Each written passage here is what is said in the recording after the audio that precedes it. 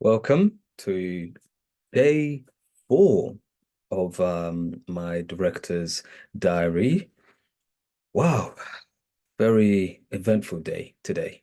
As you hear, we had to deal with a lot, um, recasting, uh, and yeah, actor dropouts. Or actor dropping out.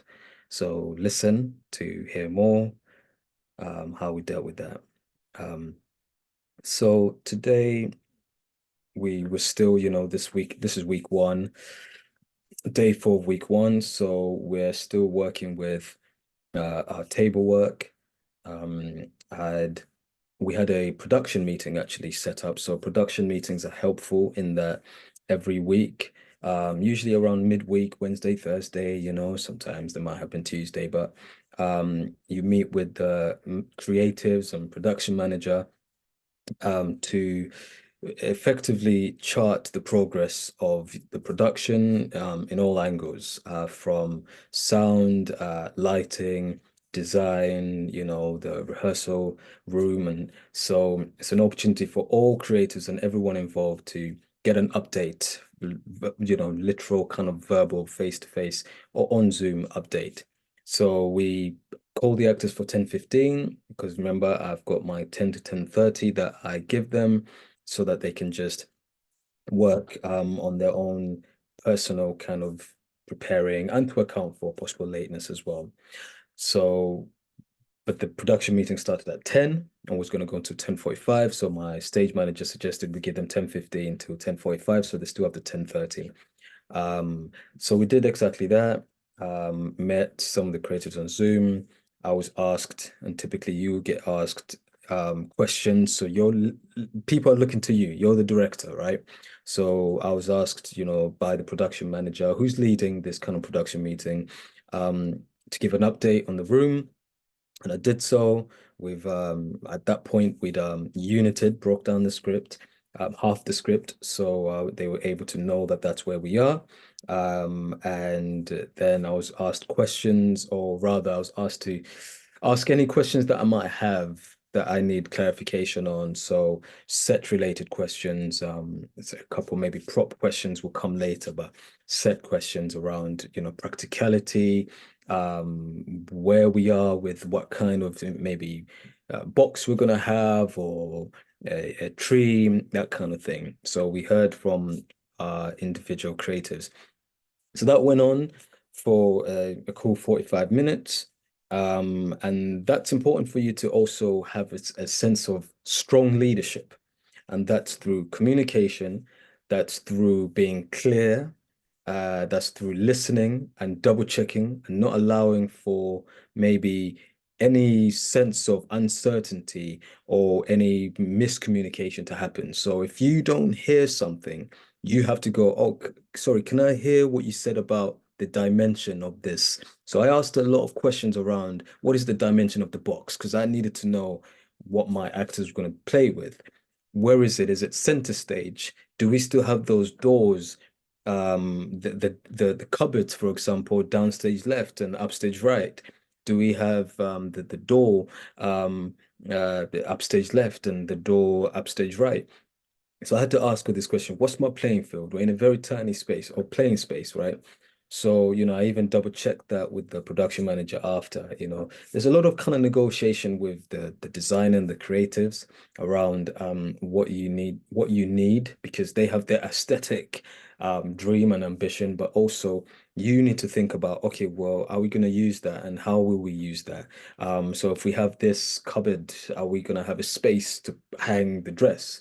So maybe it's not multi-tiered shelves, it's just more of a almost like a wardrobe. So I had to make that clear. So don't allow for things to happen and you don't know how you're going to engage it with that. They're not just sending you a random thing and go play.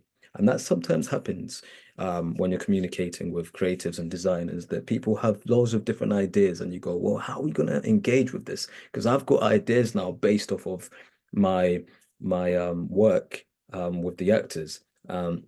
So be very clear with your vision, what you want. Okay. So yeah, so that finished and the actors came in and we continued our work with table work. But as the process was going on, I kind of sensed that there was, you know, I mean, in the check-in, one of the actors just wasn't as forthcoming. They seemed a bit withdrawn throughout the day. And my plan was to actually speak to them the following day and see what's wrong. Is everything okay? Um, but I was beaten to the post by, the producer called me in and me and the writer and asked us to have a word with us. And that's when we learned that unfortunately one of our actors was going to drop out due to personal reasons, family reasons. Um, so we were kind of, I wasn't as surprised because I had seen it a little bit. I'd noticed it. But we were very kind of, she was very, very open and kind. And it definitely, I can sympathize with that. As someone who has dropped out of a production 4 weeks in, I've dropped out of a production 4 weeks in at the RSC. So that does happen. So actor dropping out is not new at all. So I let her know, I said there's don't feel no shame and whatsoever. So we hugged it out and yeah, she walked off the project.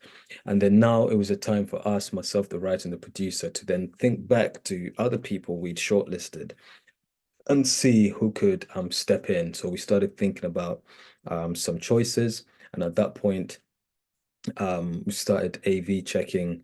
Or the producer had already AV checked a couple, and then those choices, one stood out and was possibly, well, they hadn't been AV checked, but I had a direct contact with them. So we sent an email to them, and then I used my connection and called them and got them to kind of, to confirm that they could do it. But the challenge there was that they're finishing drama school. So it's about them kind of committing and to those drama school commitments, a showcase.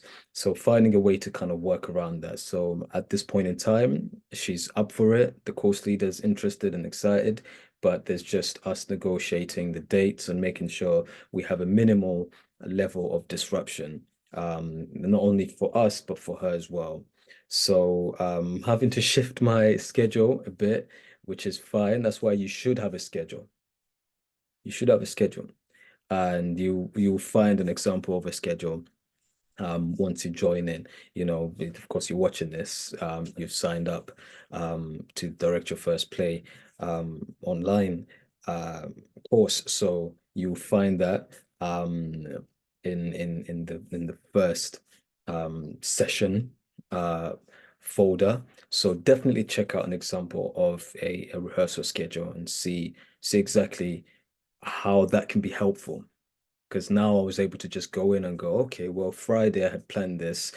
Now I might have to shift this a little bit. Monday, I needed to do that. So Monday was actually my hope really was to bring them in on the next day and integrate them.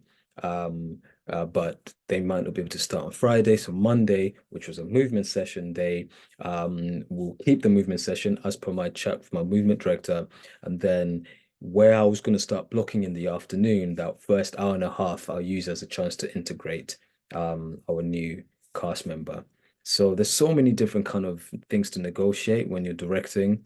So tomorrow, what I'll do, well, actually, I'll let you know what I've done, but the plan is to speak to the cast in the check-in and let them know what's happened if they didn't know already. And yeah, and update them and make sure because it's a loss, really. You've connected with this actor for 4 days and then someone new's coming in and you're like, oh wow, so even that person coming in is coming in with in a different kind of energy. So yeah, so I'm looking forward to relaying that to you lot tomorrow, so definitely stay tuned and thank you for following this directing journey. I'll catch you soon.